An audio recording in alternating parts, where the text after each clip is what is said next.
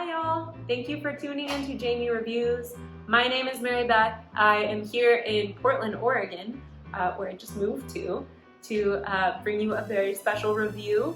I do not have any running footage in this shoe because it is currently fire season in Oregon and there are like a ton of wildfires happening all around the area where I'm at. So lots of smoke, lots of ash. It's very scary and freaky, and yeah, I'm spending a lot of time inside, so that's why we are here in my kitchen today. And today I'm here to talk to you about this shoe, the SKECHERS Go Run Razor Plus Hyper. It is a really long name. The SKECHERS Go Run Razor Plus Hyper is the new version of the SKECHERS Razor. The last version was called the SKECHERS Go Run Razor 3 Hyperburst, I think.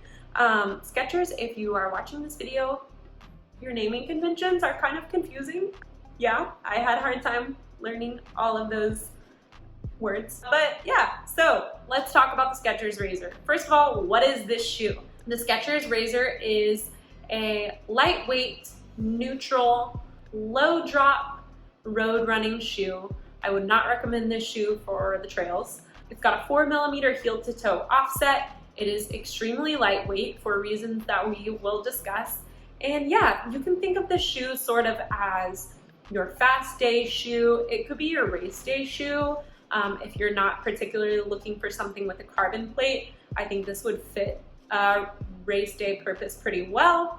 This could honestly also be a trainer or a lightweight trainer if you're not someone who really needs a super robust or beefy shoe. And if you like something lighter, I think that this shoe could hack it as a daily trainer. I've been using it for daily runs and have really enjoyed it.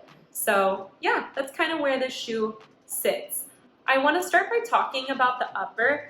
So according to SKECHERS, this update on the Razor is pretty much upper only. They've taken it to a more traditional engineered mesh upper. Honestly, I think this upper is really simplified and I really liked it. It's pretty no frills. There's nothing crazy going on with the upper, but I actually think that's a positive thing. It is an engineered mesh. To me, it almost felt like a knit though. It's really soft. It's not like a crispy mesh like you see in some other shoes. Pretty soft, hugs really nicely to the foot. Got a tiny bit of stretch to it, barely. But yeah, it's really simple. We've got some kind of mesh reinforcements that kind of wrap around the midfoot, wrap around the heel, that provide a little bit of stability and structure. But yeah, it's pretty simple. It's no frills, nothing crazy going on, nothing to write at home about, but I think that's a positive thing. The heel counter, it does have a molded heel counter, but it's fairly flexible. It's not going to provide a ton of control. If you're someone who needs a more stability style shoe, this shoe is not going to do it for you. It's not going to control your foot. It's going to let your foot do whatever it wants to do naturally. And for some people, maybe that's not a great thing. But for me, I liked the way that feels. The new version of the Razor has a flat tongue. It's also a full length tongue, so it's not like a booty style construction. The tongue actually is separate from the shoe, which I really liked that feel. I think you can customize the fit of the shoe a little bit more with a full length tongue. There's not a ton of toe box room while we're talking about fit. Overall, I think this shoe runs a little bit narrow. I compared it to the SKECHERS Go Run Max Road 4, and the last on the Razor is actually a little bit more narrow, which makes sense for the style of shoe that it is. I feel like most lightweight shoes do run a little bit more narrow, but I think that could be a limiting factor. If you're someone who has a wider foot or needs a wider shoe, I don't know, this could be a little bit too restrictive for you, I think. Not a ton of toe box room, so if you're looking for that, you need to go over to Ultra or Hoka because you're not gonna find it here. But overall, I think the fit was simple, and for me, it worked. I do have a medium to narrow-ish foot. I have a pretty high instep. Yeah, but for me, I was able to get some good lockdown. It really hugged my foot without being too tight or too restrictive. I like the upper a lot.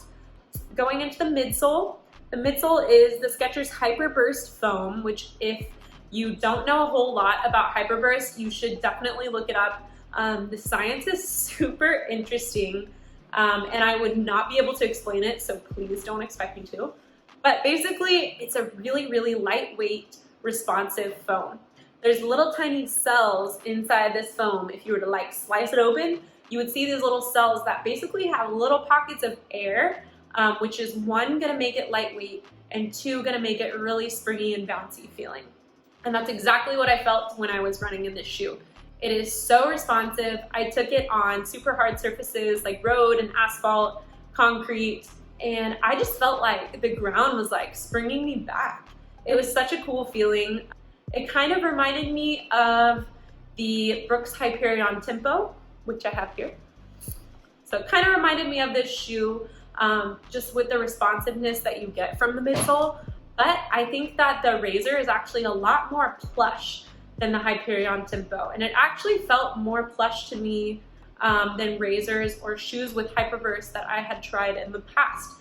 Really spongy and soft, but you don't sacrifice that responsiveness to get that sponginess, which is really nice. A lot of times shoes can be a trade-off between, oh, I want mushy softness or I want springy responsiveness. I think that Hyperburst does a really nice job of giving you both of those things while also being super, super lightweight. I was doing some research and I looked up kind of some other shoes in this category. So I looked up like the New Balance Beacon, the Hoka Rincon. What else did I look up? The Hyperion Tempo.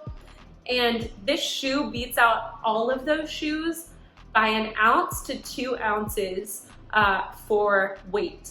So this shoe is so lightweight. I literally could not find anything that competed with the Razor as far as like being lightweight goes, which is really impressive. If you're someone who really, really cares about your shoe being lightweight, you're definitely not gonna find something that beats this and still feels so comfortable. So I was really impressed by that. I can't say enough good things about Hyperburst, and I just think that the overall fit of Skechers shoes are just getting better and better. The look is getting better. I mean, I don't know if you noticed, but just the aesthetics of this shoe are a lot more appealing than like the Razor 3.